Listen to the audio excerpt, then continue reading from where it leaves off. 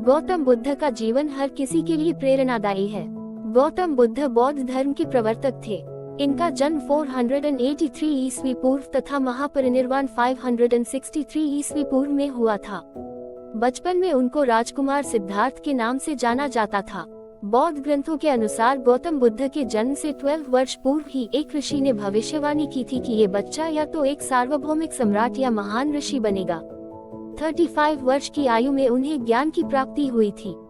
वह संसार का मोह त्याग कर तपस्वी बन गए थे और परम ज्ञान की खोज में चले गए थे। आइए आज हम आपको सिद्धार्थ के महात्मा बुद्ध बनने तक के सफर के बारे में बताते हैं।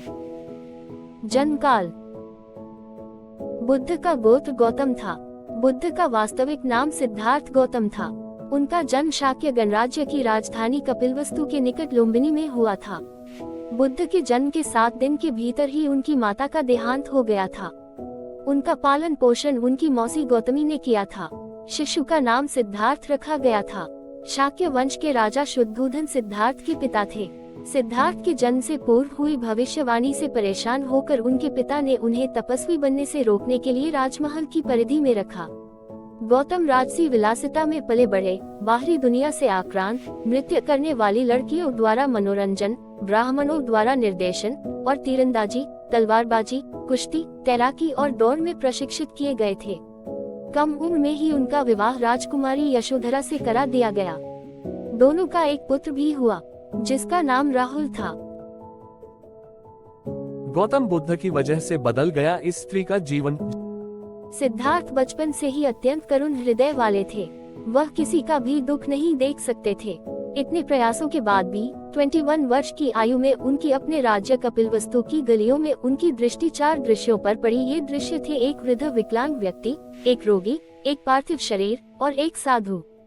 इन 4 दृश्यों को देखकर सिद्धार्थ समझ गए थे कि सबका जन्म होता है, सबको बुढ़ापा आता है, सबको बीमारी होती है और एक दिन सब मृत्यु को प्राप्त होते हैं। इससे व्यथित होकर उन्होंने अपना धनवान जीवन, अपनी पत्नी, पुत्र एवं राजपाट का त्याग करते हुए साधु का जीवन अपना लिया और जन्म, बुढ़ापा, दर्द, बीमारी और मृत्यु से जुड़े सवालों की खोज में निकल गए। ज्ञान की प्राप्ति। सिद्धार्थ ने अपने प्रश्नों के उत्तर ढूंढने शुरू किए।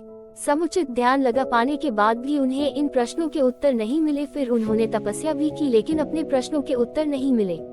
इसके बाद कुछ और साथियों के साथ अधिक कठोर तपस्या प्रारंभ की। ऐसे करते हुए 6 वर्ष व्यतीत हो गए।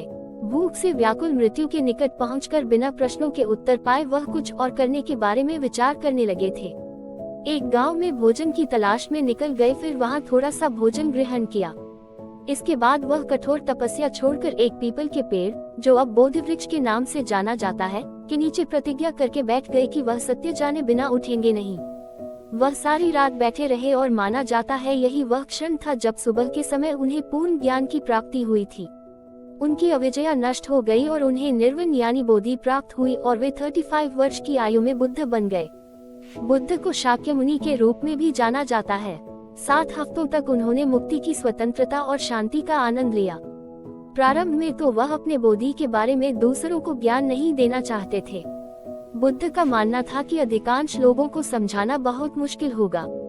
मान्यता है कि बुद्ध को स्वयं ब्रह्मा जी ने अपने ज्ञान को लोगों तक पहुंचने का आग्रह किया था, फिर वह इस पर सहमत हो गए। इस तरह उन्होंने अपना पहला धर्मोपदेश उत्तर प्रदेश के वाराणसी के पास सारनाथ में अपने पहले मित्रों को दिया था।